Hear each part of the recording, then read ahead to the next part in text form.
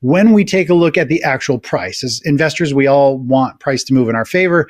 This is the weekly chart of the SP 500, and we have the COVID low down over here.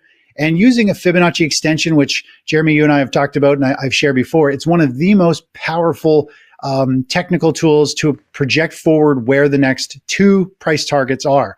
I wanted to get started with the bigger picture, though, because Trump's tariff plan has ignited what many people are calling a full-blown global trade war. China, as I mentioned, has retaliated against Trump's latest tariff with levies on all American good and export controls of rare earths. Firstly, how are you seeing these macro signals before we get into the technicals? I mean, are we in the early stages of a deeper market correction, or is this simply a volatile but tradable pullback?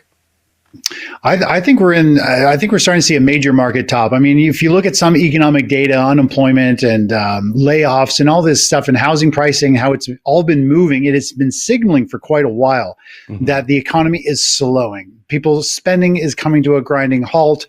I mean, based on what most people consider a recession, we're not close to one yet. But when you look at the details and the technicals, the trend has changed from a bullish economy to a neutral to bearish. And the whole wave of tariff is kind of just, usually the governments kick the can down the road and try and extend the markets and keep things frothy.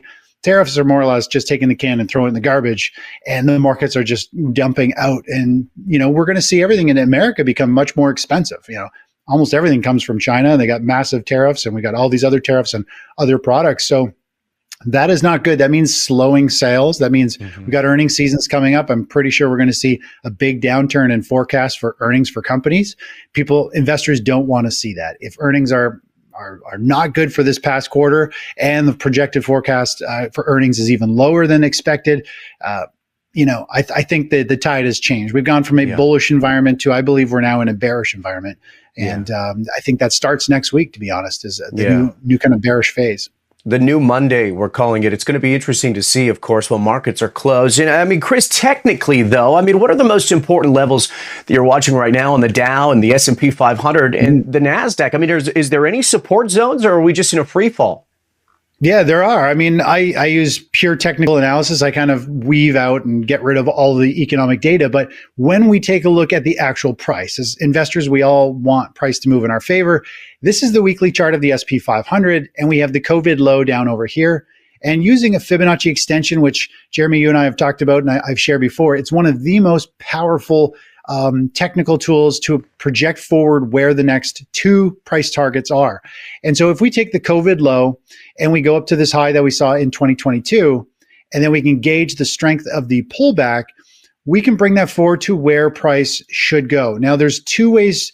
The two targets on here are the 618 extension, meaning the move from this low should be about 61% of this initial move.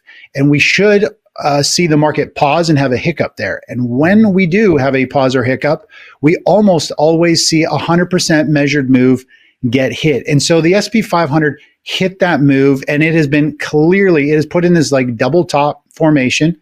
It's clearly being rejected. And so the bullish phase, we were in a bullish environment. Now we're switching to a bearish environment. What happened right here is exactly what's happening, or what happened back over here. And so that's the upside, knowing, okay, we've just slammed our head into the ceiling, and now that trend is done, and now the market needs to digest.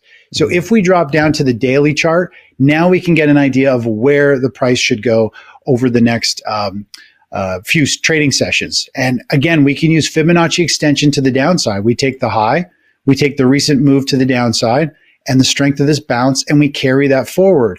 And you can see, as of you and I are recording this today, which is Friday, April 4th, it came down and closed at the 618 yesterday, and then is sold off, and we've hit that 100% measured move, which also happens to be a pretty major support level through here. We had a very significant pivot low. We had another pivot low. We had a bunch of trading above and below it. So this is a technical level that, okay, the downside is mostly, I think, done for this particular leg.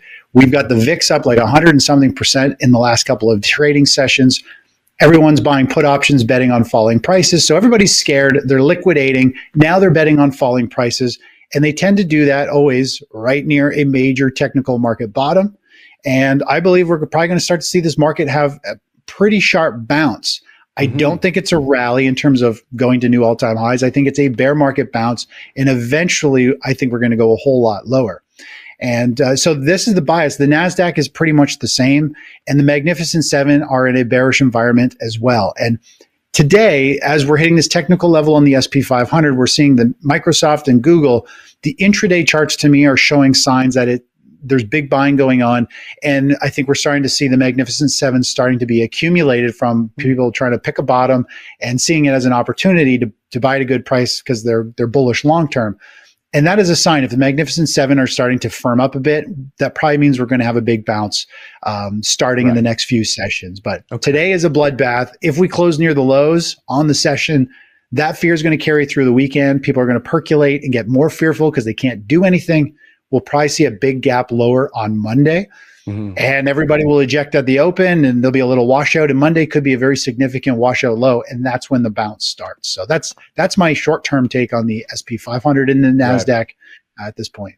Okay, so you said that there's a little bit of support there, some people buying the dip. I mean, let's talk about sector pain, because as you mentioned, tech is bleeding. Apple, Nvidia, Tesla, all really down because of their exposure to China. But now, bank and energy stocks are falling really fast too. What are you watching there? I mean, is there any safe haven out there? I think the only safe haven is the best play right now, the one that we moved into, like just before this market was rolling over, we got a sell signal about 16, 17% ago. The technicals have been choppy for the past month and a half, and we moved to cash. Cash has kind of been the play. And that's what everyone, we've all been talking about. It's so nice to stand on the sidelines and avoid this. Because there really isn't a safe haven play. Gold is holding up very well. Gold is only down 5%, where the rest of the markets are down 15 to 20 or plus percent, depending on the in particular asset that we're talking about. But overall, gold is the holding up the most. I still think gold is going to hold its value. It might want to push a little bit higher. My next target for gold is about 32.75. But it has hit a major resistance area on the chart. When we look back at these price patterns, 3,200 more or less is a pretty significant resistance area. So there isn't a safe haven, and this is a perfect example of why gold is crashing and why silver is crashing and miners. People see them as a defensive safe haven play, but when we are in a bear market and there's actually like pure panic and selling, there isn't much safety anywhere. People can still be in the right position and they still panic and they sell it.